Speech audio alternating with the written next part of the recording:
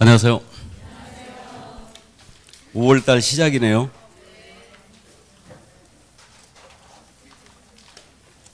자, 이제 5, 6월 과정은 요약집으로 나갑니다. 앞으로는 그 7, 8월달 문제풀이 과정에서도 요약집을 쓸 거예요. 그래서 이제 이걸 중개사법은 이걸로 단권화 시킵니다. 그러니까 이제 이거 한 권으로 마무리하는데 분량이 많죠.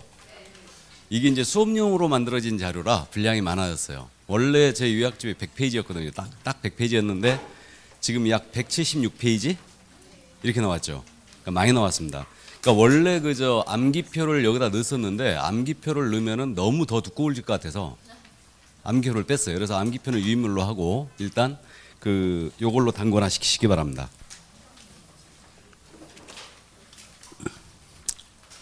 글자는 큼직큼직해서 보기 괜찮으시죠? 예. 자, 그러면 그 진도 바로 나가겠습니다. 3페이지 총칙. 3페이지.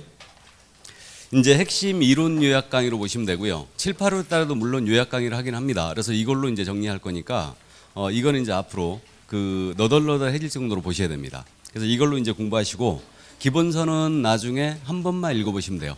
그러니까 이걸로 딱 보시고 기본서를 한 번만 읽어보시면 됩니다. 그래서 뭐 진도라든가 이런 부분이 이제 똑같을 거예요. 그렇기 때문에 보시기는 어렵지 않을 겁니다. 자, 그럼 3페이지 총칙에 대한 내용인데요. 법의 제정 목적이에요. 읽어드리겠습니다. 마지막 출제가 지금 21회 때 한번 출제된 적이 있는데 이 법은 공인중개사의 업무 등에 관한 사항을 정하여 여기서 끊어야 되죠. 그 전문성을 제고하고 부동산 중개업을 건전하게 육성하여 여기서 끊으시고 국민경제에 이바지함을 목적으로 한다. 단순 암기해 주시기 바랍니다. 자, 우리 법의 제정 목적. 출제는 잘 안 하는 부분이지만 암기는 해놔야 됩니다. 먼저 공인중개사의 업무 등에 관한 사항을 정한대요. 공인중개사의 업무 등에 관한 사항을 정하여 그 전문성을 제고하고 전문성을 높인다는 얘기죠.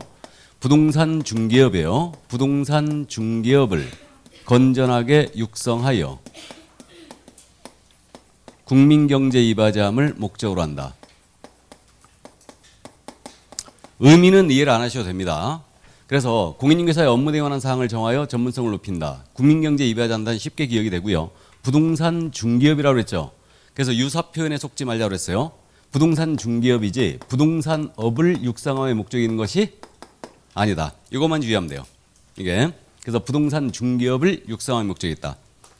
부동산업의 내용에는 부동산 중개업도 있고 개발업도 있고 분양대행업도 있고 컨설팅업도 있는데 등등등이 있는데 부동산 중개업만을 육성함의 목적이지 부동산업을 육성함의 목적이 있는 것이 아닙니다. 그래서 이제 그 점만 주의해 주시면 돼요.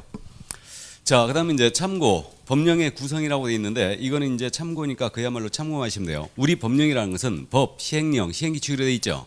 시행령을 다른 말로 뭐라고 그래요? 대통령령. 다음에 시행규칙을 다른 말로 국토교통부령이라 합니다. 그래서 이제 그 정도 이해하시고 나머지 기타 이제 우리 과목에 속해 있는 법령이 부동산 거래 신고되는 법령이 있고요. 그다음에 매수 신청 대리인 등록에 관한 규칙이 있습니다. 그래서 이제 대리업 등록할 때 이제 요거를 절차를 이용해서 이제 등록을 하는 거죠. 자, 그럼 넘어갑니다. 우리 공인중개사법의 성질이거든요. 4페이지. 우리 법의 성질도 요것도 지금 현재 출제는 안 하고 있는 부분이에요. 그래서 15회 이때 마지막으로 우리 법령의 성질인데 출제를 안 하고 있습니다. 그래서 가볍게 그냥 이해만 해두시는데 우리 법은 부동산 중개에 관한 일반법적인 지위가 있어요. 일반법이란 말은 널리 사회적 지위나 계층, 성별 지위 이런 거에 관계없이 널리 적용되는 법, 이것을 일반법이라 하죠. 그래서 부동산 중개에 관한 일반법적 지위가 있어요. 그러나 민법, 상법에 대한 관계에서는 특별법적인 지위가 있다. 그래서 이 특별법이란 말은 특별한 사람, 특별한 지역, 특별한 시기를 이제 대상으로 하는 법을 얘기합니다. 그래서 법을 일반법과 특별법을 구분하는 이유는 특별법 우선의 원칙이 있기 때문에 그러죠. 그래서 한 가지 사안에 대해서 2개 이상의 법률이 적용됐을 때 어느 법을 먼저 적용할 거냐 이 문제가 생기는데 먼저 적용하는 법을 뭐라고 해요? 특별법이라 합니다. 그러니까 우리는 부동산 중개업에 대해서 널리 적용되는 일반법적 지위가 있지만 민상법에 대한 관계에서는 특별법적인 지위가 있어요. 먼저 적용되고 있죠. 이게 그래서 이제 요게 민사관계입니다. 그럼 민사관계를 규율하는 법의 총체를 뭐라고 합니까? 민법. 그럼 민사관계 중에서 특별히 상사 영역을 규율하는 법이 있죠. 그럼 그 법이 무슨 법? 상법. 그럼 상법의 지위를 따져보면 상법은 상사관계에서는 널리 적용되는 일반법적 지위가 있어요. 그러나 상사관계에서는 민법보다는 먼저 적용되고 있죠. 그러니까 민법에 대한 관계에서는 상법은 특별법적인 지위가 있습니다. 그럼 부동산 중개업 분야는 중개를 업으로 하는 분야니까 상사관계예요. 그러니까 상사관계 중에 하나죠. 그럼 부동산 중개업을 규율하기 위해서 우리 공인인증사법을 만들어 놓은 거예요. 그럼 공인인증사법은 부동산 중개업 분야에서 널리 적용되는 일반법적 지위가 있지만 민상법보다는 중개 분야에서 일이 생기면 우리 법을 가장 먼저 적용하겠죠. 그러니까 이들의 관계에서는 특별법적인 지위가 있는 겁니다. 그래서 부동산 중개업 분야에는요, 법이 중첩적으로 적용되고 있죠. 공인인증사법, 상법, 민법 이렇게 적용되고 있는데 적용 순위는 어떻게 되냐면 우리 부동산 중개 분야에서 일이 생겼다. 가장 먼저 뭘 찾아봐야 돼요? 공인인증사법. 공인사법의 규정이 없으면 상법. 상법에도 규정이 없으면 민법의 규정을 보충적으로 적용합니다. 그래서 이게 바로 일반법, 특별법의 관계예요. 참고하시고. 자, 그다음에 이제 우리가 이제 공부를 한 적이 있는데 우리 특수법인 기억나세요? 우리 법에 따르게 되면 중개업을 하고자 할 때는 등록을 해야 되죠. 근데 지역 농협은 등록을 안 하고도 중개업을 할 수 있죠. 그러면 우리 법에 따르면은 등록을 해야지만 중개업을 할 수가 있는데 지역 농협은 등록을 안 하고도 중개업을 할 수 있더라. 그 규정은 농어협동조합법에 있죠. 그럼 농어협동조합법은 우리 법보다 먼저 적용되고 있네요. 맞죠? 그러니까 우리 법에 대한 특별법은 또 뭐가 있느냐? 농어협동조합법이라고 볼 수 있죠. 우리 법에 따르면 등록해야 된다며요. 근데 농어협동조합법이 먼저 적용되면서 지역농협은 등록을 안 해도 된다고 그랬죠. 그러니까 이제 굳이 따지면 그렇게 됩니다. 참고하세요. 자, 그다음에 이제 동그라미 2번. 우리 법은 혼합법, 사회법, 중간법이란 말 나와 있죠. 이거는 사법적 규정과 공법적 규정이 혼합되어 있다 해서 이제 그 중간법이다 이렇게 부르는데 우리 법이 마지막 조가 51조거든요. 거기까지 봤더니 그 사법적 성격을 띈 규정들이 있어요. 그다음에 공법적 성격을 띈 규정들도 있습니다. 그래서 우리 법은 일단은 중간적인 색채를 띈다 해서 중간법이라고 부르고 있어요. 그래서 이 중간법이란 말은 혼합법이란 말과 같은 표현이고요. 그다음에 민법학자들은 이걸 사회법이라고도 부르고 있어요. 그래서 법학자들이 원래 전통적으로 법을 분류할 때 사법과 공법으로 구분해 왔거든요. 그래서 이제 이 사법이라는 것은 그 개인 간의 생활 관계를 규율하는 법의 총체예요. 이게 사법이고 공법은 국가와 국민 간의 관계를 규율하는 법의 총체다. 그럼 우리 법이 사법적 영역이 있느냐 공법적 영역이 있느냐 바로 이 문제거든요. 이게 우리는 어디에 있다고요? 이 중간에 있더라. 그래서 이제 중간법적인 색채를 띠고 있어요. 그래서 이제 우리 법은 중간법이다 이렇게 부르고 있어요. 사법적 규정과 공법적 규정이 혼합된 법이다 이렇게 부르고 있습니다. 그래서 이제 원래는 우리 법은 개업 공인인사와 중개 의뢰인 간의 관계를 규율한 법이었어요. 그럼 원래 사법령이 있었어요, 공법령이 있었어요? 원래 사법령이 있었죠. 근데 이제 국가와 사회가 발전하면서요, 이 우월적 지위를 지니는 개공에 대하여 규제하는 규정을 쫙 집어넣은 거예요. 우리 법에다가. 그럼 규제하는 규정이라는 것은 공법적 색채를 띤 규정이죠. 그래서 원래 사법령에 있었던 이 법이 점점 공법 영역으로 옮겨가고 있는 거죠. 그래서 현대법들은 대부분 사법의 공법화 현상을 일으키고 있어요. 이렇게. 이걸 학자들은 중간법이다 이렇게 부르고 있고 민법학자들은 사회법이다 이렇게 부르고 있어요. 그래서 우리 법은 전체적으로 봤을 때 공법적 색채가 아주 강한 사법이라고 볼 수 있어요. 그래서 이제 그 정도 참고만 해두시고요. 자, 그럼 사법의 공법화 현상 이것이 바로 중간법이다. 다음에 우리 법은 당연히 국내법이고요. 실체법이에요. 개업공사와 중개의뢰인의 권리 의무에 관한 사항을 규정한 법 이것을 실체법이라 합니다. 그래서 이제 그 정도 참고만 해두시고 부동산 중개업의 연역이 나오는데 이거는 참고하시기 바랍니다. 자, 그럼 넘어가죠. 용어의 정의로 이제 우리 법 제2조 용어의 정의예요. 이거는 지금 출제 빈도가 용어의 정의는 매회 출제로 돼 있죠. 그래서 반드시 암기를 해놓으셔야 됩니다. 그래서 이 6가지 용어의 정의가 내려져 있는데 출제가 단순형 그러니까 다음 중 법 제2조에서 정한 용어의 정의다. 옳은 것 틀린 것 골라라. 중개를 하면 중개업을 하면 개업공사를 하면 이게 이제 단순형 문제예요. 그 다음에 또 하나는 중개업에 관련된 판례를 이해하고 있느냐 이걸 묻더라 이거예요. 그렇기 때문에 이 두 개를 커버를 해야 되기 때문에 이건 매번 출제하고 그 단순형을 맞추기 위해서는 6가지 용어의 정의를 정확하게 암기를 해 주셔야 됩니다. 이건. 자, 그럼 첫 번째 용어의 제목으로서 중개가 등장했는데 중개 읽어드립니다. 자, 중개라 함은 법정 중개대상물에 대하여 여기서 끊어야 되죠. 끊고 거래 당사자 간에 여기서 끊으시고 매매교환 임대차 그 밖의 권리의 득실 변경한 행위를 여기서 끊으시고 알선하는 것 이게 중개였어요. 자, 그럼 중개의 정의 이제 암기하고 갑니다. 중개라면 뭐라고 그랬냐? 네 가지로 나눴어요 지금. 먼저 법정 중개대상물에 대하여 우리 법에서 정한 중개대상물이 있죠. 그래서 이 법정 중개대상물에 대하여 거래 당사자 간에 매매 교환 임대차 매매 교환 임대차 그 밖의 권리의 득실 변경한 행위를 알선하는 것을 말한다. 이게 중개라고 정의했어요. 문장에서 생각해 봅니다. 법정 중개대상물 우리 법 3조에서 정한 중개대상물이죠. 몇 가지가 있어요? 5가지. 토지가 있고 건물이 있고 임목이 있고 공장재단 광업재단이 있습니다. 이 5가지에 대하여 사고자 하는 자 팔고자 하는 자 세를 놓고자 하는 자 세를 얻고자 하는 자 사이에 매매 교환 임대차 그 밖의 권리의 득실 변경하는 행위예요. 그럼 권리의 득실 변경의 대표적인 예시가 뭐다? 매매 교환 임대차예요. 이것을 알선하는 것. 알선은 거래가 성립되도록 주선하는 일체 행위를 얘기하는데 다른 말로 바꾸면 뭘 바꿀 수 있다고요? 소개, 매개, 주선이란 말로 바꿀 수 있죠. 자, 그래서 중개라는 것은 이 5가지 물건에 대한 거래를 소개해야 돼요. 그래서 자동차 거래 소개한다. 중개? 아닙니다. 이게 그럼 이제 이걸 암기해야 된다고 그랬어요. 그래서 이제 우리가 그림으로 본 적이 있는데 이 토지를 갑이 갖고 있네요. 이것을 을과 거래하시는 거예요. 이 거래를 A가 소개한다. 이게 중개의 기본 그림인데 자, 그러면 갑과 을 사이의 토지에 대한 사고 파는 계약을 했어요. 매매 계약이죠. 그 다음에 맞바꾸는 계약을 했습니다. 이것이 교환 계약. 세를 놓는 계약을 했어요. 임대차 계약. 토지에 대하여 지상권 설정할 수 있죠. 지역권 설정할 수도 있죠. 전세권 설정할 수도 있죠. 저당권 설정할 수도 있죠. 이 각종 이 토지에 대하여 성립할 수 있는 권리의 득실 변경 행위들이 있을 수가 있는데 이것을 소개한다. 그럼 이게 전부 다 중개다.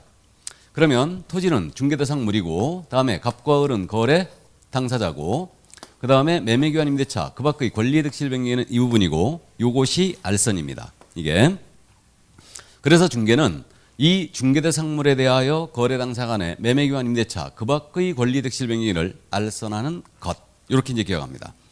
자, 그럼 이제 요 단순형 연습 한번 하고 갈까요? 지문이 이렇게 나왔어요. 중개라 함은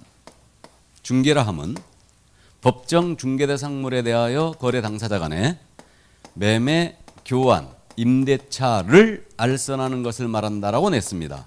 OX X 의미가 축소됐죠. 저당권 설정이 소개합니다. 이것도 중개 맞죠? 근데 그것을 포함하지 못했어요. 매매 교환 임대차를 알선하는 것을 말한다 라고 하면 틀렸다는 얘기죠. 근데 거꾸로 된 거예요. 법정 중개대상물에 대하여 거래 당사자 간에 매매 교환 임대차를 알선하는 행위는 중개에 해당한다라고 낸 거예요. OX예요. O죠. 그러니까 요즘 출제 경향이 단순형을 약간 비틀어냅니다. 이해를 하고 있느냐를 묻는 거죠. 그러니까 중개라 함은 법정 중개대상물에 대하여 거래 당사자 간에 매매 교환 임대차를 알선하는 것을 말한다 하면 틀렸죠. 의미가 축소됐으니까. 저당권 설정이 지역권 설정이 전세권 설정을 포함 못하는 거예요. 그러니까 틀린 거예요. 근데 거꾸로 중개대상물에 대한 당사자 간의 매매에 의한 임대차를 알선하는 행위는 중개에 해당한다 라고 내면은 이건 중개가 맞죠? 지금 뭔 얘기하는지 이해되세요? 그러니까 용어의 정의 문제를 이렇게 비틀어내기 때문에 그래서 이제 정확하게 이해를 하고 있어야 돼요.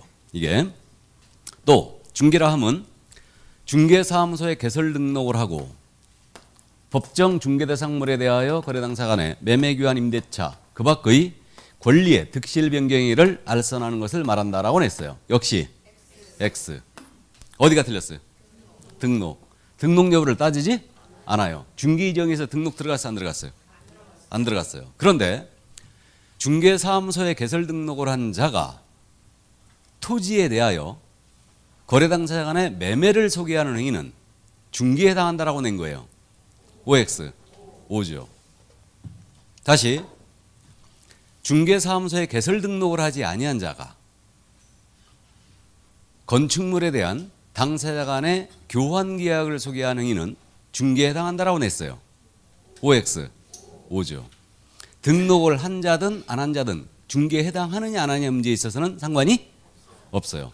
중개대상물에 대한 소개라면 모두 중개가 되는 겁니다. 이해하셨죠? 자, 그래서 이제 그 점 이해해 주시고, 그럼 중개를 한마디로 표현합니다. 한마디로 표현하면 뭐라 한다고요? 알선. 그럼 세탁기 알선 중개예요? 아니라고 그랬죠. 그러니까 이제 한정을 해줄 필요가 있다는데, 중개대상물에 대한 알선. 이것이 바로 중개다. 그럼 중개대상물이 아닌 것을 소개합니다. 중개? 아니에요. 그러면 권리금 거래 소개예요. 권리금은 집기비품이라든가 영업권 보상에 대한 성격이 있죠. 권리금 거래 소개는 중개에 해당하지 않아요. 중개상물이 아니니까. 그다음에 소개가 아닌 행위. 컨설팅이라든가 또는 분양 대행을 해줍니다. 이거 소개 아니죠. 그럼 중개에 해당하지 않더라. 이게 그 점이 드시고. 그러나 컨설팅이나 분양 대행에 부수적으로 토지에 대한 매매 알선을 합니다. 이건 중개에 해당이 되는 거죠. 부수적으로 하더라도. 자, 그럼 그 정도 이해를 해 두시고, 그럼 이제 중개의 개념을 봤고요. 이제 5페이지 거기에 양과로 1번 중개의 성격이 나오죠. 자, 중개는 사실행위냐 법률행위냐 이 문제에 지금 결론은 중개는 사실행위다 법률행위다. 사실행위요. 현장 안내를 한다는 사실 또는 등기상 증명서를 떼본다는 사실, 계약서를 작성한다는 사실, 어떠한 의사표시를 요소로 하는 행위가 아니다. 그러므로 우리 중개는 사실행위다. 이게 그럼 사실행위에 대한 반대말을 굳이 따지면 법률행위라고 볼 수 있거든요. 그럼 법률행위를 여러분들이 민법 시간에 공부했잖아요. 그럼 법률행위의 개념은 그거 아닙니까? 어떠한 법률 효과 발생을 목적으로 하나의 의사표시 또는 수개의 의사표시를 불가결로 요소로 하는 법률 요건. 이렇게 이제 법률행위를 공부한 적이 있어요. 알아들으셨어요? 어쨌든 법률행위는 필수 불가결하게 의사표시라는 게 들어가야 되죠. 그러니까 의사표시를 불가결로 요소로 하고 있어요. 법률행위는. 그러니까 어떤 법률 효과 발생을 목적으로 의사표시를 하고 있는 것은 아니에요. 중개는. 그럼 중개는 사실행위에 해당합니다. 그럼 법률행위의 대표 주자가 뭐예요? 계약. 계약은 청약과 승낙의 의사표시 합치로 성립되고 있죠. 그러니까 계약이 대표적인 법률행위다. 우리 중개는 이런 계약과 같은 법률행위가 아니란 얘기예요. 사실행위에 불과합니다. 이거는. 그래서 현장 안내를 한다는 사실, 의사표시를 요소로 하고 있는 건 아니죠. 등기상 증명서를 떼보고 있어요. 청약과 승낙과 같은 의사표시를 요소로 하고 있는 것은 아니더라. 그러니까 우리는 사실행위에 불과해요. 그래서 사실행위로서 그러나 타인의 법률행위를 도와주고 있죠. 맞잖아요. 이건 계약은 법률행위라며요. 그러면 계약을 도와주고 있는 거예요. 사실행위로서. 그다음에 이제 그래서 이제 보조행위이면서 등기상 증명서 같은 걸 떼놓고 있습니다. 준비행위에 속하죠. 이게. 자, 그래서 우리 중개는 사실행위자 보조적 준비행위에 속합니다. 자, 그다음에 우리 중개는 A는 갑의 대리인으로서 이 물건을 소개하는 것도 아니다. 그럼 중개는 대리행위다 아니다? 대리행위 아니다. 심부름꾼으로서 이 물건을 소개하는 것 있는 것도 아닙니다. 그러면 이거는 그 사자로서의 행위가 아니란 얘기죠. 이거. 그래서 우리 중개행위는 대리행위도 아니고 사자행위도 아닌 독자적 행위에 속하다는 얘기예요. 독자적 행위입니다. 그 정도 참고해 두시고, 물론 기억에 꼭 남길 것은 중개는 사실행위다 법률행위다? 사실행위다. 이게 그 점을 이해해 두시고, 자, 그래서 그 점 기억을 해 두시고요. 중개 3요소입니다. 이 그림에 있죠. 중개 3요소는 중개대상물이 있어야 되죠. 다음 거래 당사자 갑과 을이 있어야 돼요. 이 자를 우리 뭐라고 부른다? 중개 의뢰인이라고 부른다. 이거. 자, 그 다음에 세 번째 중개 행위자가 있어야 되죠. 중개 행위자는 통상적으로 누굴 얘기하는 겁니까? 개업 공인인증사. 근데 중개의 3요소에서 말하는 개업 공인사의 범주에는 무등록 개업 공인인증사가 포함된다 안 된다? 된다. 중개의 정의에서 등록 여부를 따지지 않는다고 했죠. 그러니까 등록을 하지 아니한 자가 토지에 대한 거래를 소개했어요. 그래도 이건 중개가 맞죠. 그러니까 중개의 3요소에서의 개공의 범위에는 알선행위의 주체에는 무등록 중개업자도 포함이 되고 있는 거죠. 이거 이 정도만 이해해 주시고요. 그러나 무등록 중개업을 해도 된다는 얘기는 아니에요. 뭐만 이해되시죠? 자, 그럼 그 정도 이해하시고 이제 판례 5페이지 판례 내려갑니다. 어떠한 행위가 중개 행위에 해당한지 여부는 거래 당사자의 보호의 목적을 둔 법 규정의 취지에 비추어 볼 때 개업공사가 진정으로 거래 당사자를 위하여 거래 알선 중개의 의사를 갖고 주장하는 개업공사의 주관적 의사에 따라 결정할 것이 아니라, 그거 하나 밑줄 긋죠. 개업공사의 주관적 의사에 따라 결정할 것이 아니라, 밑줄 긋고, 개업공사의 행위를 객관적으로 봐 사회 통념상 거래 알선 중개를 위한 행위라고 인정된 여부에 의하여 결정해야 한다. 이건 부연 설명 필요 없죠. 이 판례 고맙게도 잘 냅니다. 중개 행위인지 여부는 객관적으로 결정한다. 개업공사 의사에 따라 결정한다. 객관적으로 결정한다. 그게 결론이죠. 다음 넘어갑니다. 2번 판례.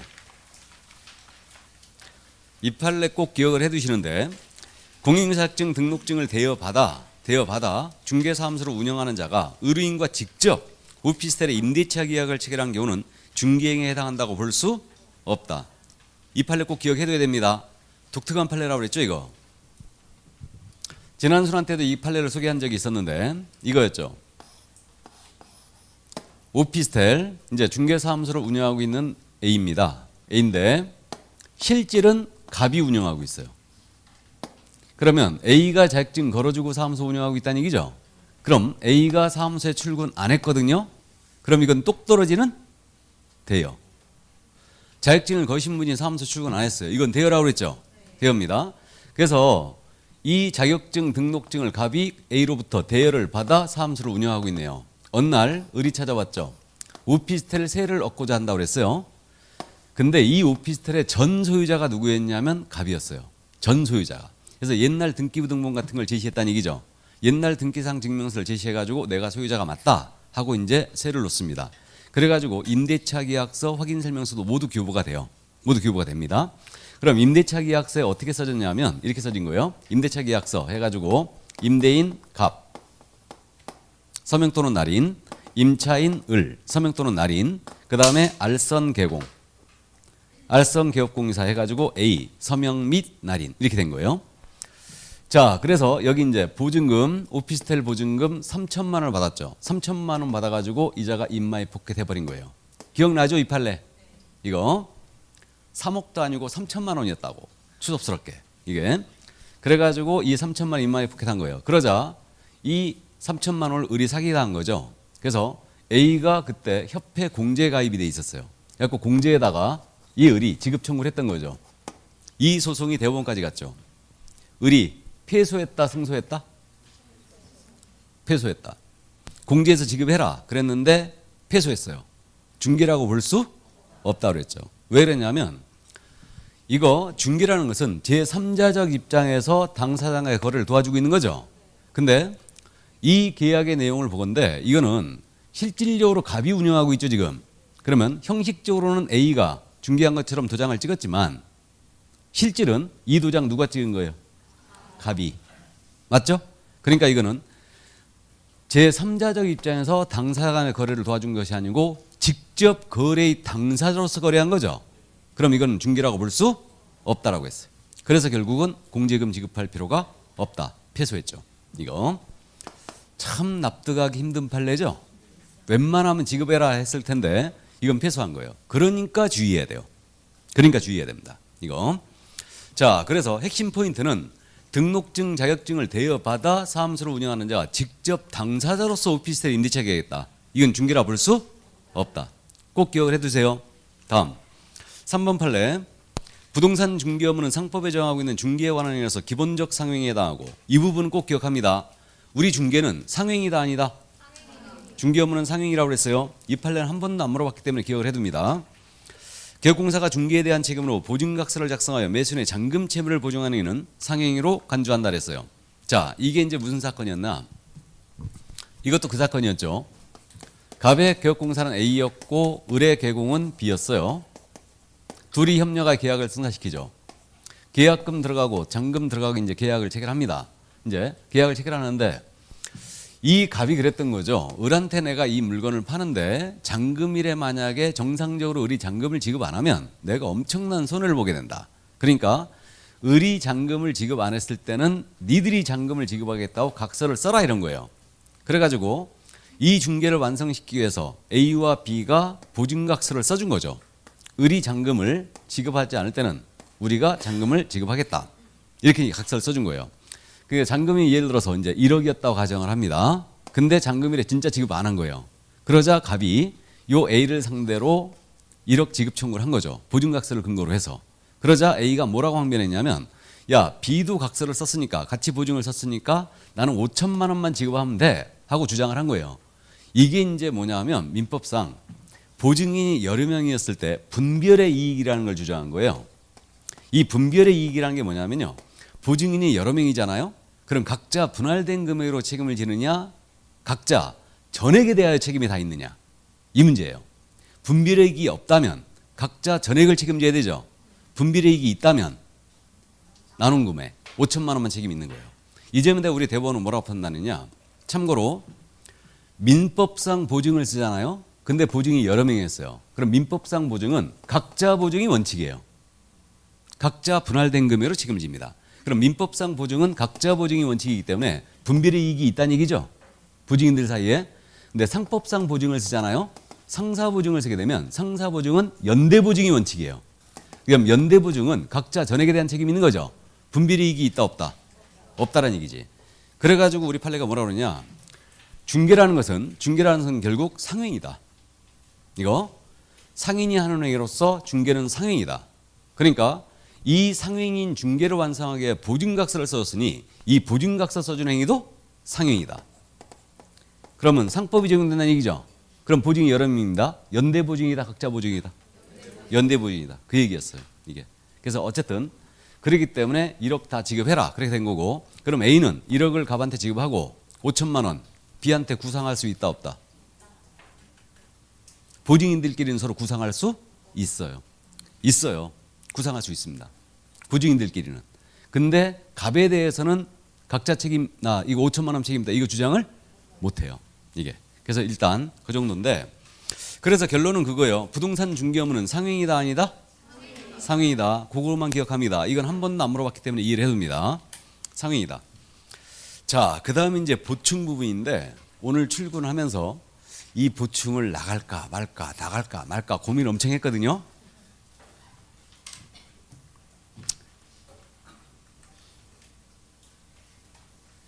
오늘 유인물에 근데 이게 문제가 나가 있더라고, 하나가.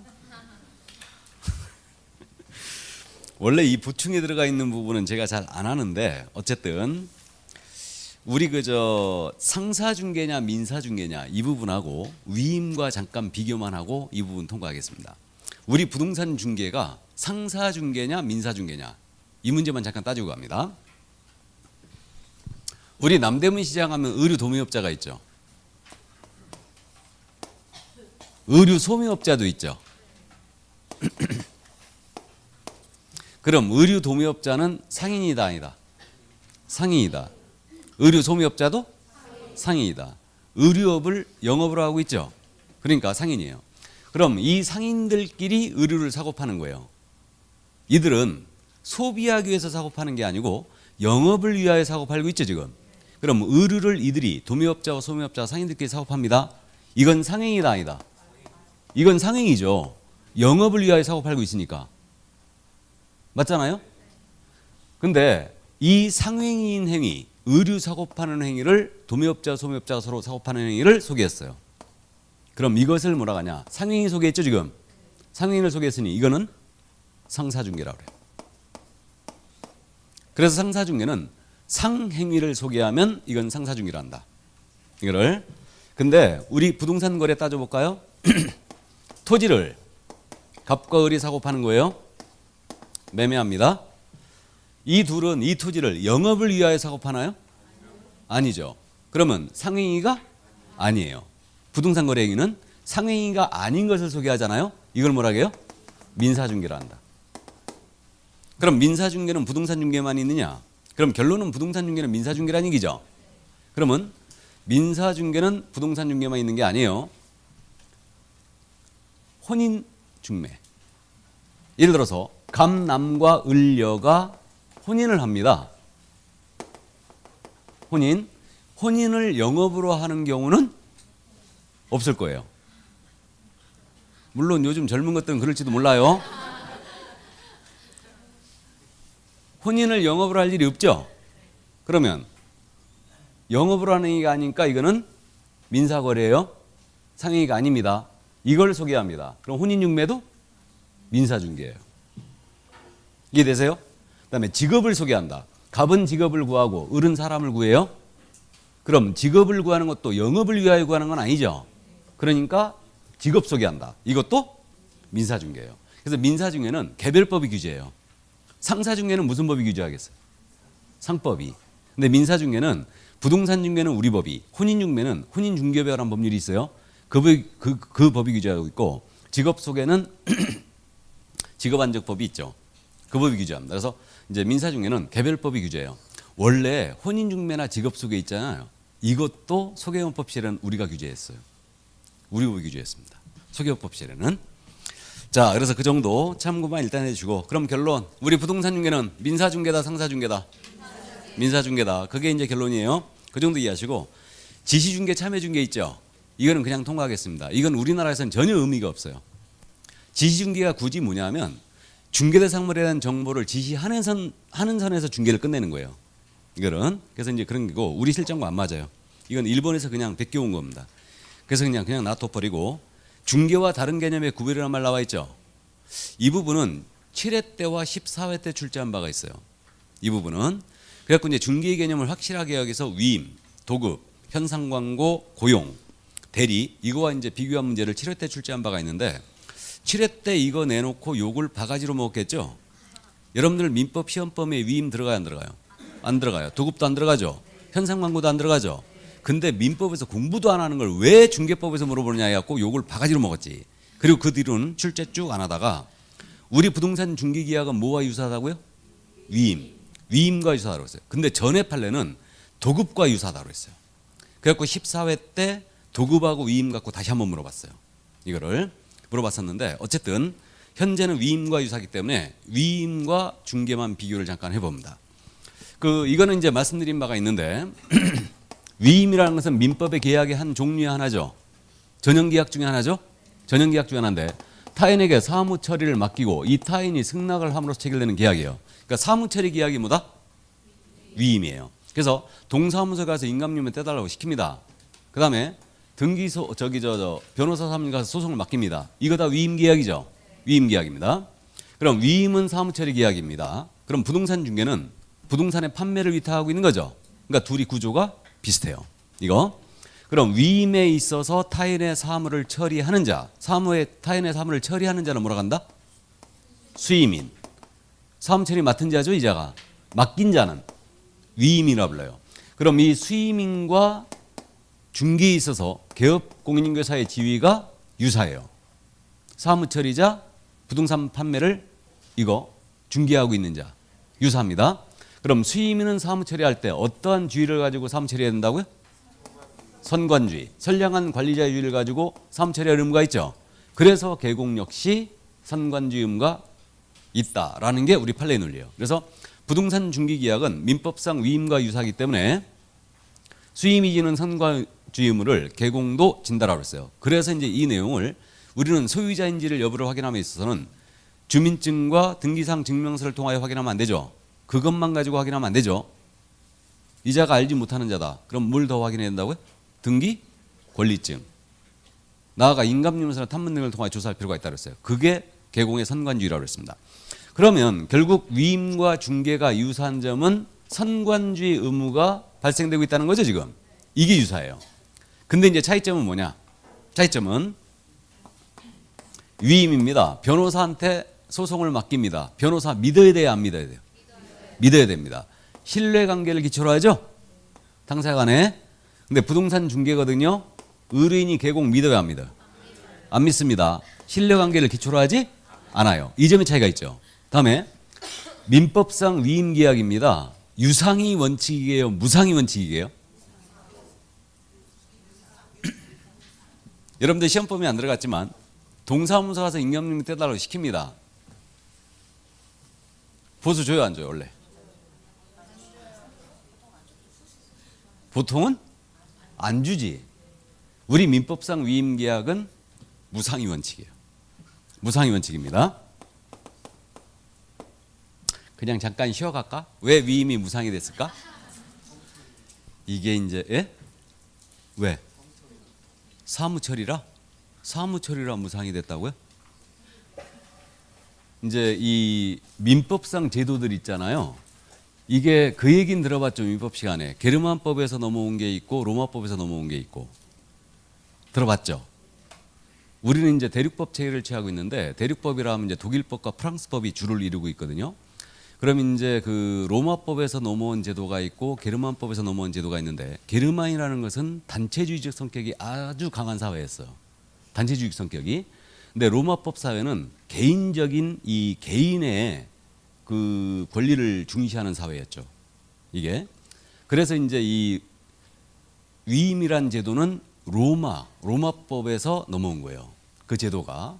그래서 이제 우리가 로마 시대 그 영화를 보면 로마 시민들은 군사와 정치만 담당했고 경제 생활은 누가 했냐면 노예들이 했죠. 그래갖고 영화 같은 거 보면 시민들은 그 하얀 그 옷이나 입고 들어놓고 포도나 따먹고 맨날 그 정치를 논하고 그 헛짓거리 하고 다니잖아요, 그냥. 근데 모든 그 경제 생활은 그 노예를 통해서 이제 하는 거죠. 그래서 A 시민이 B 시민한테 일을 해달라고 맡기는 거예요. 사무처리를 맡기는 거죠, 지금. 그럼 B 시민은 노예를 보내갖고 일을 해주는 거지. 그리고 이거 해주고 B가 A로부터 보수를 받잖아요. 그럼 이걸 치욕으로 생각했대. 나도 경제력이 된다 이거지. 이 정도는 그냥 해줄 수 있다 이거예요. 그래가지고 위임계약이 무상의 원칙이 된 거예요. 그래서 뭔 얘기 되세요?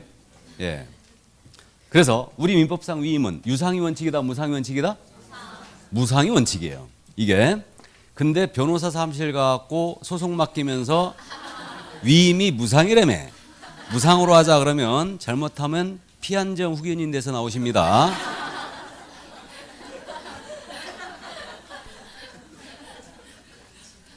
그래서 원칙상 위임은 무상의 원칙이에요. 이거. 근데 우리 부동산 중개입니다. 이건 유상의 원칙이에요, 무상의 원칙이에요? 유상의 원칙이죠. 유상의 원칙입니다. 중개보수가 왔다리 갔다리 하죠. 개공은 상인이에요. 그러니까 유상의 원칙입니다. 그래서 이 정도만 일단 이해를 해 두는데 내용을 좀만 더 들어가 볼까요? 심화 과정이라며. 중개는 사실행위예요, 법률행위예요? 사실행위. 위임은 법률행위죠. 계약이니까. 맞죠? 그러면 위임의 대상이 되는 행위. 위임의 대상이 되는 행위는 동사무소 가서 인감증명 떼달라고 시키는 게 위임계약이라고 그랬죠. 그럼 위임의 대상이 되는 행위는 인감증명을 발급받는 행위 자체. 이거고 소송행위 있죠. 변호사한테 소송 맡기잖아요. 그럼 위임의 대상이 되는 행위는 소송행위라든가 인감증명을 발급받는 행위 이거예요. 그럼 인감증명을 발급받는 행위 자체는 사실행위일 것 같아요? 법률행위일 것 같아요? 사실행위죠. 어떤 법률효과 발생을 목적으로 하는 의사표시를 하고 있는 것은 아니에요. 발급받으면 돼요 그냥. 맞죠? 그럼 사실행위예요. 근데 소송행위 있죠. 소송행위라는 것은 변호사가 법원에 대고 의사표시를 하고 있는 거예요 지금. 그럼 소송행위는 법률행위예요, 사실행위예요? 법률행위예요. 그럼 위임의 대상이 되는 행위는 법률행위일 수도 있고 사실행위일 수도 있어요. 근데 위임 자체는 법률행위죠. 자, 근데 중개 자체는 사실행위라고 했어요. 근데 중개 대상이 되는 행위 있죠. 중개의 대상이 되는 행위는 이 행위 아니에요? 중개의 대상이 되는 거. 우리는 이게 중개 대상 행위라고 부르잖아요. 중개 대상 행위는 모두가 계약이죠. 모두가 법률행위예요. 그럼 그렇게 되네. 중개는 사실행위지만 중개의 대상이 되는 행위는 모두가 법률행위예요. 그럼 법률행위는 채권행위가 있고 물권행위가 있다면서요. 그러면 중개 대상 행위는 모두가 법률행위예요. 이는 채권행위와 물권행위를 포함합니다. 이거. 근데 위임 자체는 법률행위죠. 근데 위임의 대상이 되는 행위는 모두 사실행위일 수도 있고 법률행위일 수도 있고. 어려워 죽겠죠? 시험을 여기까지 물어보면요 죽습니다. 이거는 일단 법률 얘기만 나와도 스트레스 받죠. 일단. 그래서 어쨌든 거기까지인데 예전에 제가 모의고사를 한번 내면서 골탕을 한번 참 모의고사 잘 보셨나요? 중개법 제가 냈어요. 아주 쉽게 내라고 아주 해가지고 어려운 문제 두세 문제만 해놓고 문제를 쉽게 내라고 아주 애먹었습니다. 제가 이게 잘 봤죠? 우리 2차만 하신 분들 잘 봤죠? 어려웠나 보네. 대답이 없는 거 보니까. 그래갖고 모의고사 한번 내면서 내가 이제 미운 선생이 있어갖고 골탕 한번 먹이려고, 여러분들을 골탕 먹이려고 그런 게 아니고 그걸 가지고 한번 내가 냈잖아요. 중개 용어의 정의를 내면서 그거 갖고 내버린 거예요. 그냥 법률행위 사실행위 갖고 이거. 그래갖고 그냥 비틀 한번 냈더니 맞힌 분들이 10분 중에 10%도 못 맞췄어. 저한테 수업을 들으신 분도 못 맞췄대. 이거를. 참 그런 시절도 있었는데. 근데 지금은 그렇게 안 냅니다. 그래봤자 뭐해. 이게 다 젊었을 때 하는 일이지. 자, 그래서 어쨌든 위임 그 정도만 이해를 해 두시기 바랍니다. 그래서 이제 거기 둘이 위임과 중개를 비교해 놨죠. 그러니까 이 정도 참고만 해 두세요. 근데 이게 이제 위임의 대상이 법률행위냐 사실행위냐 이 정도까지 물어보지 않아요.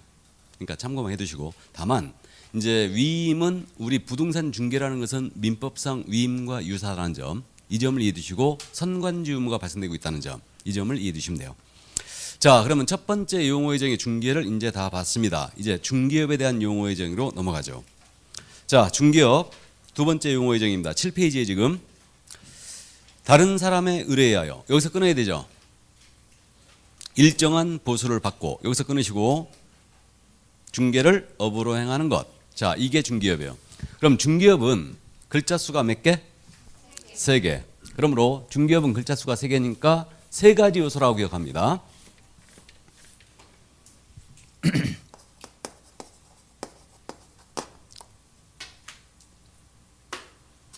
일단 중개업은 다른 사람의 의뢰가 있어야 됩니다. 일정 보수를 받아야 되죠. 다음에 중개를 업으로 행하는 것. 자, 이게 바로 중개업이었어요. 그럼 다른 사람의 의뢰라는 것은 쌍방의 의뢰뿐만 아니고 일방의 의뢰를 포함한다 안 한다? 포함한다. 다음에 일정 보수는 꼭 받아야 되죠. 반드시 받아야 됩니다. 그래서 이건 필, 보수가 반드시 있어야 된다. 근데 보수를 받지 아니하면 무료 중개행위합니다. 이건 중개업이 된다 안 된다? 절대 안 된다. 이거는. 그러나 무료로 중개하더라도 확인 설명 정확히 해줘야 되고 손해배상 책임 있다고 그랬죠. 그럼 무료 중개행위에도 우리 법에 적용은 된다 안 된다? 된다. 그 점 이해해 두시고, 다음에 중개를 업으로 행하는 것이래요. 그럼 업이라는 것은 우연한 기회에 한 번 정도 합니다. 이건 아니죠. 계속 반복성이 있어야 되고 상대방이 불특정 다수를 상대로 해야 되고, 그다음에 이거 영리성도 있어야 된다. 그래서 일반적으로 영리성은 보수를 받기 때문에 이제 추정이 돼버리는 거고요. 그래서 중개업은 다른 사람의 일정 보수를 받고 중개를 업으로 행하는 것. 그럼 이제 용어의 정의이다. 틀린 것, 옳은 것 골라라. 중개업이라 함은 중개사무소에 개설 등록을 하고 다른 사람에 의하여 일정 보수를 받고 중개를 업으로 행하는 것. OX. 등록여부를 따져 안 따져요? 안 따집니다. 그러니까 무등록 중개업자가 하는 행위도 중개업이 될 수 있다 없다? 있다. 그래서 중개와 중개업 정의에서는요, 중개와 중개업 정의에서는 등록이 들어가면 무조건 틀린 겁니다. 등록 안 들어갑니다. 그래서 일단 이 용어의 정의 틀렸다는 거 이해를 해 두시고요. 이게. 근데 이제 문제는 중개업이 되느냐 안 되느냐가 훨씬 중요하죠. 이게 왜 그러냐면 중개업에 해당하느냐 안 되느냐가 중요하다는 얘기가, 우리가 다음 주에 공부하죠. 중개업을 영위하고자 하는 자는 이 법에 따른 중개사무소에 개설 등록을 해야 한다 그랬어요. 중개업을 하고자 할 때는. 그럼 중개업이 아니라면 등록할 필요가 없죠. 이게. 다음에 중개업에 대한 대가를 우리는 중개보수라고 부르죠. 그러니까 중개업이 아니라면 중개보수 규정에 적용이 없어요. 이게. 그럼 우리는 중개업에 대한 보수, 중개보수인데, 중개보수는 우리 법이 정해주는 한도를 한 푼이라도 초과해 받으면 안 되죠. 예, 받으면은 이제 초과 수수로서 1년 이하 또는 1,000만 원 이하의 벌금에 처하게 돼요. 그래서 중개업에 해당하느냐 안 하느냐 이게 이제 중요하죠. 그럼 중개업에 해당하느냐 안 하느냐 문제는 이렇게 판별하자고 그랬어요. 이 중개를 계속 반복성을 띠면서 보수받고 했습니다. 그럼 이 꼴이 이게 뭐다? 이게 중개업이다. 이게 중개업이에요. 이게. 그럼 중개를 한마디로 표현하면 뭐라고 한다고요? 중개대상물에 대한 알선. 그럼 물 알선이 아닌 것은 중개업 아니라고 했어요. 그럼 권리금 거래 소개를 계속 반복적으로 하고 다닙니다. 중개업이 된다 안 된다? 안 된다. 알선이 아닌 것도 중개 아니라고 그랬죠. 그러면 컨설팅이나 분양 대행을 계속 반복적으로 하고 다닙니다. 그럼 이건 중개가 아니죠. 그래도 이건 중개업이 될 수가 없다. 그러나 컨설팅 분양 대행을 하면서 부수적으로 중개를 업으로 합니다. 그럼 부수적으로 해도 중개업이 될 수가 있어요. 그래서 이제 이 점 또 이해를 해 두시고요. 그래서 이제 중개에 해당하느냐 중개업에 해당하느냐 이 부분 이게 그래서 이제 중요한 겁니다. 이게 자 그러면 요 정도 이해를 일단 해 두시고 거기 그러면 그 7페이지 핵심 알아보셨어요? 7페이지 핵심의 1번이 중개, 물, 알선이 일어났죠. 그리고 플러스 보수, 플러스 계속 반복성이 일어났죠. 이게 이 얘기 아니에요, 이거. 중개를 계속 반복성을 띠면서 보수받고 했다. 그럼 이거로 이게 뭐라고요? 중개업이다. 이거고. 그다음에 보수를 받지 아니한 알선행위입니다. 이거는 무료 중개행위를 얘기하죠. 중개에는 해당이 돼야 한대요. 되는 거죠. 근데 중개업은 아니에요. 그다음에 3번입니다. 중개 대상물에 대한 일회성 알선을 했습니다. 이건 중개에는 해당이 되죠. 근데 중개업은 아니에요. 다음에 4번입니다. 중개와 중개업에서는 등록 여부를 따진다 안 따진다? 안 따진다. 불문한다고 그랬고 다음에 따라서 무등록 중개업자의 중개행위도 중개업이 될 수 있다. 알아보시겠죠? 자 그러면 이제 넘어갑니다. 판례. 이 판례는 별표를 2개를 쳐놓습니다.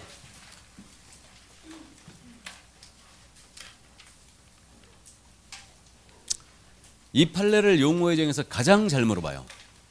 여기 있는 판례 1번입니다. 알선 중개를 업으로 했는지 여부는 알선 중개의 반복 계속성, 영업성 등의 유무와 그 행위의 목적이나 규모에서 기간, 태양 등 여러 사정을 종합적으로 고려하여 사회 통념에 따라 판단한다. 알아보시겠죠?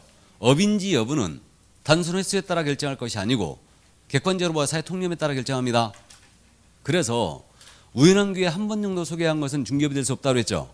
근데 사무소를 열고 처음으로 소개했어요. 6개월 만에 처음으로 보수 10만 원짜리 오피스텔 전세 알선했어요.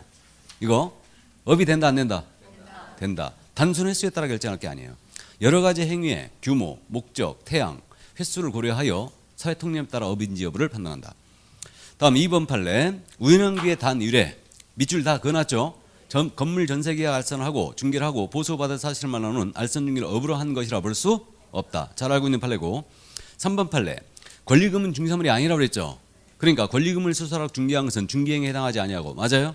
중개보수 한도 역시 이러한 거래대상 중개행위는 적용되지 아니한다. 맞습니까? 그러니까 권리금 거래 소개하고 보수를 무지하게 받았어요. 보수 초과에 걸 일이 없다는 거 잘 알고 있고 4번 판례 부동산 중개행위가 부동산 컨설팅의 부수와 이루어졌다고 하여 공인중개사법상 중개업에 해당하지 않는다고 볼 것은 아니다.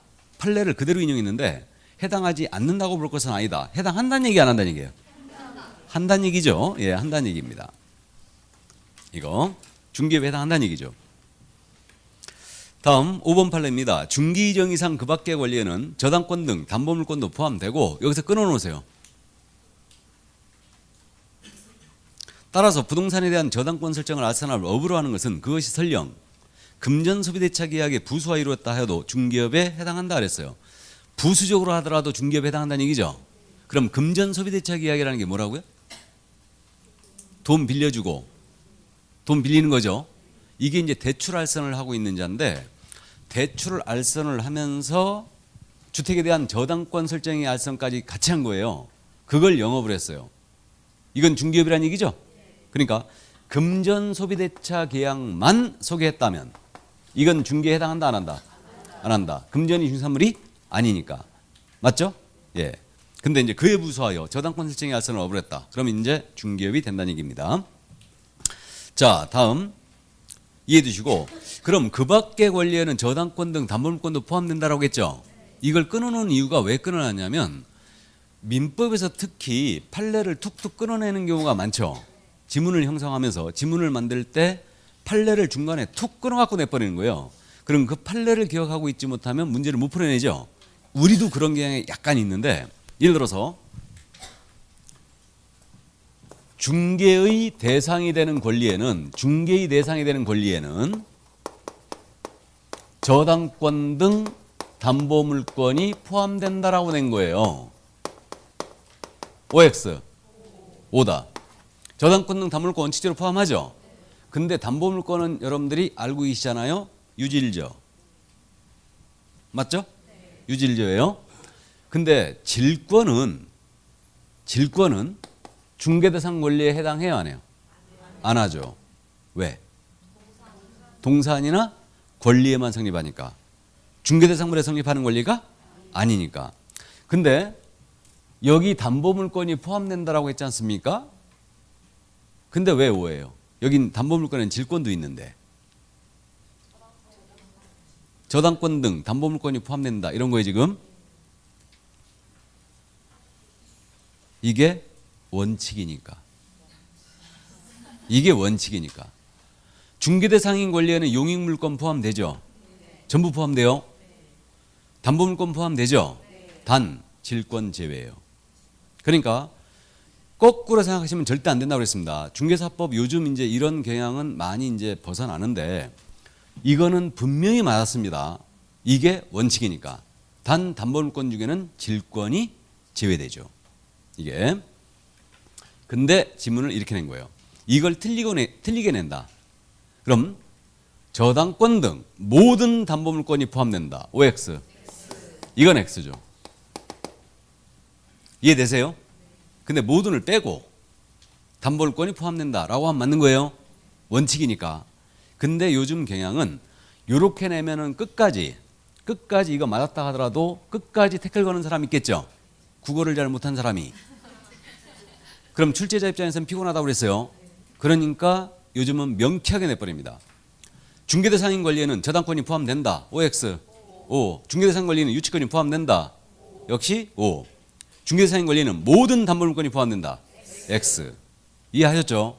그러니까 이제 그래서 끊어놓는 거예요. 이게. 그래서 이제 그 점 이해를 해두시고. 자, 그 다음에 이제 6번 판례 내려갑니다. 중개행위란 개업공사가 거래 당사자 쌍방으로부터 중개 의뢰 받은 경우뿐만 아니라 거래 일방 당사자에 의뢰한 경우도 포함하고 있죠. 예, 그래서 잘 아는 판례고. 다음에 7번 판례. 중개사물의 거래 당사자부터 보수를 현실적으로 받지 아니고 단지 보수를 받을 것을 약속하거나 거래 당사자들에게 보수를 요구하는 데 그친 행위는 중개업에 해당한다고 할 수 없다 그랬어요. 자, 지금 중개업이 되려면 보수를 꼭 받아야 된다고 그랬죠. 그럼 보수를 받지 않은 무료 중개는 중개업 아니라겠습니다. 그럼 보수를 아직 안 받고 약속 요구까지만 했어요. 약속 요구까지만. 그럼 보수 받은 거 안 받은 거예요? 안 받은 거예요. 이건 처벌 대상이 될 수 없다. 왜? 중개업이라 볼 수가 없으니까. 이거. 자, 그래서 일단 무등록 중개업할 때 이 판례는 다시 소개하겠습니다. 그래서 거기까지 이해해 주시고요. 그래서 지금 8페이지 있는 판례 있죠? 엄청 잘 물어봅니다. 이 판례 꼭 기억을 해 두셔야 되고, 아까 그 오피스텔 임대차 계약 직접 당사자 소상 중개다 아니다? 아니다. 이 판례 꼭 기억해 두시고. 이게. 자, 그럼 여기까지 하고 좀 쉬었다 할까요? 예, 좀 쉬었다 하죠.